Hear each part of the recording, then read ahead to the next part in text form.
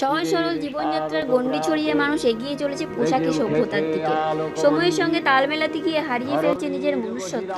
কেমন যেন মানুষেরা মুখোশধারী হয়ে পড়েছে, মুখোশই হয়ে উঠেছে মূর্খের বর্ব। যা আমি নই তাকে আমি করে তোলার আপ্রাণ চেষ্টা চলছে অনবরত। যখন তখন মানুষেরা গিরগিটির মতো রং পাল্টে ফেলছেন। আর এই কঠিন বাস্তব সত্যটিকেই তুলে ধরেছেন আসানসোলের কল্যাণপুর আদিপূজা, যা বিখ্যাত সাহিত্যিক শীর্ষেন্দু মুখোপাধ্যায়ের সৃষ্টি থেকে অনুপ্রাণিত। তো বন্ধুরা, আমি আবারও চলে এসেছি কল্যাণপুর হাউসিংয়ের আদিপূজা বিস্তারিত তথ্য নিয়ে। তাই সবার প্রথমে সবাইকে রিকোয়েস্ট করব, পুরোটা শুনে অবশ্যই পুরো আসানসোলবাসীর কাছে এই সুন্দর ভাবনাটিকে ছড়িয়ে দিন, শেয়ার করে দিন। আসানসোলের কল্যাণপুর আদিপূজার এই বছর ৪৪তম বর্ষে পদার্পণ করেছে। আর এই পূজাটি হচ্ছে আসানসোলের সব থেকে পুরনো পূজা।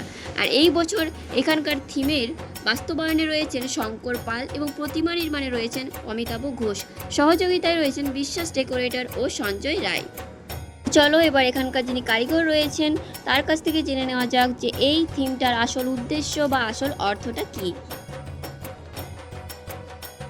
আচ্ছা, কল্যাণপুর আদিপূজার অ্যাকচুয়ালি থিমটা কি? এইটা থিমটার নাম হচ্ছে অন্তরালে। তার মানে হয়েছে মানুষের যে মুখোশধারী, মানুষের ভেতরটা একরকম, বাইরেটা আর একরকম। ঠিক, যার কারণে আমরা যেমন ভেতরে একটা গিরগিটি লাগিয়েছি উপরে, মানুষ এক এক সময় এক রকম রং পাল্টায় গিরগিটির মতো। এবারে বুঝলাম।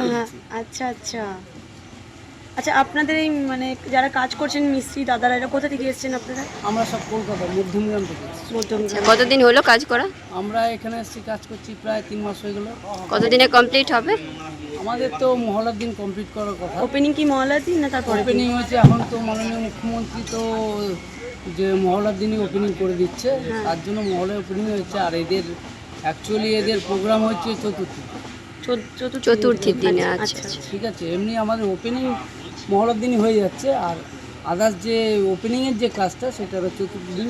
আচ্ছা, এই যে কাজগুলো করা হয়েছে কিসের উপর কাজগুলো করা হয়েছে, মানে জিনিসটা কি, ম্যাটেরিয়ালটা কি? ম্যাটেরিয়ালটা হচ্ছে পুরোটাই আয়রন টেক্সচারের আর ফাইবার ইউজ করা, আর কিছু বাঁশও রয়েছে। তো বাঁশ বাটাম তো টেক্সচার থাকবেই। আর ওই যে মুখগুলো বানানো হয়েছে, ফেসগুলো, সেগুলো কিসের তৈরি? পুরোটাই ফাইবারের। আচ্ছা, যে জোকারটা থাকছে ওটাও ফাইবারের, পুরো জোকারটা ফাইবারের। থ্যাংক ইউ দাদা।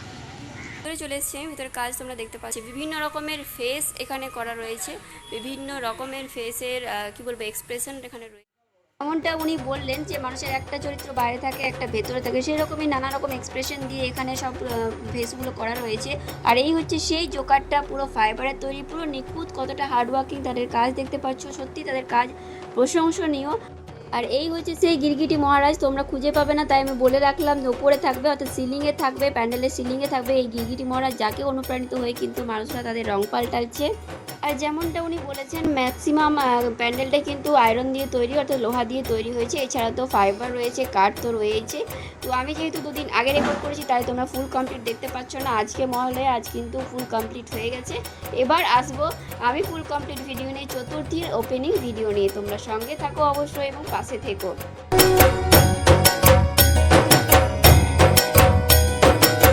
ভিডিওটা ইনফরমেটিভ লাগলে অবশ্যই কিন্তু বন্ধুদের সাথে শেয়ার করে দিও।